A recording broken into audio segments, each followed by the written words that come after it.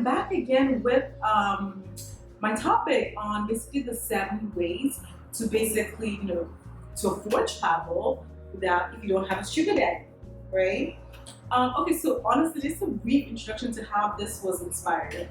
A good friend of mine was like, you know what, Funke, if people didn't know you personally and they looked on your Instagram, they would literally think that there was some sort of sugar daddy bankrolling all your trips. Cause like they're like, how does she afford to travel so much? Isn't she got work to do? You know what I mean? But he's like, we know because we know you, right? And you know what? Thinking about it, I get it. I completely get where people would come from with that, right? So, anyways, I don't have a sugar daddy. So how do I afford travel? So I have 7 ways, and yes, here I am with them.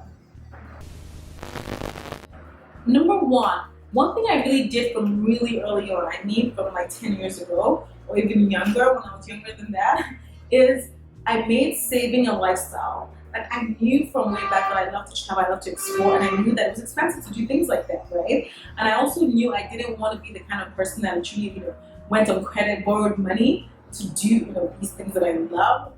So I decided early on that I would make saving a lifestyle. So literally, whether it be I would cut off things I don't really want, whether it's, let's go out tonight, and I know I'm going to be bankrolling that. I'm like, girl, I ain't going nowhere. You know what I mean? Or I really question my motives for buying things, whether I needed it or actually just wanted it, and if I could do without it. So honestly, that has really helped me, like, hugely in affording travel. Number two, I would say is using your network or leveraging your network. I think using just seems the best for using people. But the truth is, a lot of us, the world being so small yet so big, we have friends, we have families that live across the world. You know what I mean? We have friends that are in London, in Dubai, or what. So what I do a lot of the time before I travel is I actually inform my friends to let them know that, you know what, I'm going to be in Australia. You know what I mean? I'm planning a trip in 6 months, and I would, it would be great if I could crash at yours. And the truth is, a lot of people are just so happy to see you, as long as you're a decent person, that they will welcome you into their homes and they won't collect any money from you, right? So I think it's just a great way of using, and it's also a great way for you to actually bond with your friends. And beyond that, it's actually a great way for you to get firsthand, like a local experience of where you're going, what to see, and not necessarily what the tourist books told you to actually go and do.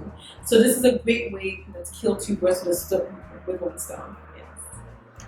So even with that said, I would still say, like, yes, you're getting free accommodation. I think it's common courtesy to also, get your host a gift or something just to show your appreciation. And I'm pretty sure the cost of this gift is cheaper than the cost of your accommodation if you want to stay with your host. So be smart and do that. Number 3 is honestly for me to downgrade. Like, we all, a lot of people, and even I'll say, I like the good life, I like 5-star hotels, but the reality is you can't always afford those places, and you have to know yourself, like literally learn to walk before you run. If you can afford a 5-star hotel, don't beg, don't borrow, don't do any of this nonsense just to, then you're back home drinking Gary, slaving just to make up for a 5-star room that, okay, it's nice, but is it worth all that nonsense? Maybe not. So I would suggest that you definitely, explore other options, right? Airbnb's there. Just, they're 3-star hotels. For example, in Dubai, they're actually 3-star hotels that are better than 5-star hotels in Lagos here.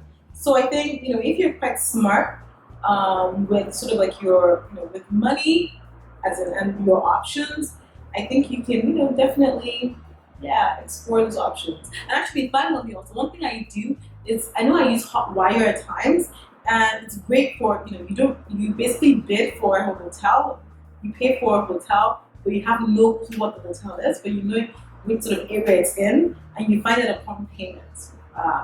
So I use this a lot actually, because I can sort of tell which hotel it will be based on the description of the area and other features that they put on there. So I do that quite a bit too. Number 4, research. As in, I really cannot overstate this basically. research, research, research. You see a flight online that costs like $300. Don't just think, oh my God, this is a great deal. Literally, just do more research. Go on Expedia, use price comparison websites, go on Wakana, look for deals. Because just be, you work so hard for this money, right? So you want to make sure you're getting the best sort of buck, best value for your money. So just a lot of research on that. Number 5, and this is a funny one, right? Because it's beg your family, right? Like I don't have pride like that. Like I know I like to travel. I know travel is expensive. And whenever I can get a family member of mine to give me their air miles to use, why not? So I think leverage your close blood ties. And if they don't use their miles, it's sitting there in an account and they're not using it, I would suggest that you ask them for it, which I do a lot. Number 6, I plan in advance. Like, I don't wake up one day, maybe I do a few times and say, well, I want to go here. And to be honest, the moments when I do that and I make these sudden decisions to travel just off the cuff and go next week, I pay the price. I see the price and the ticket. So most times, I think 99%, 99 out of 100, I would plan in advance. Like I would, know where I'm going in the summer. I would know where I'm going, in December. And that really helps, right? Because there are a lot of payment plans that allow people to literally pay monthly. They're obviously a little bit more expensive than actually paying outright.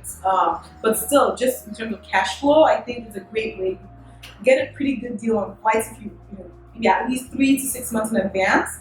And you're not wasting money. So that's something I also do.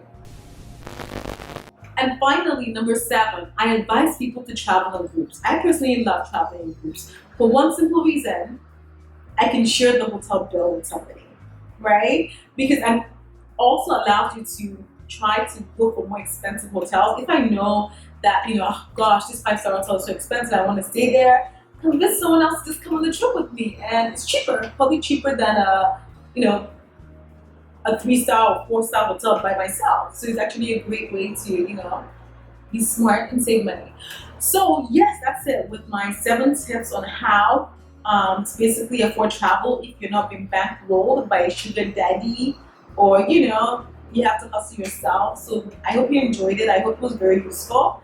And first of all, I am not judging people that have sugar daddies to bankroll. Would I get one? That's another vlog. Stay tuned. I hope you enjoyed it. Make sure to give us a thumbs up if you enjoyed watching. And if you have any comments or anything you want to hear about, let me know. And don't forget to subscribe to my channel. Much love.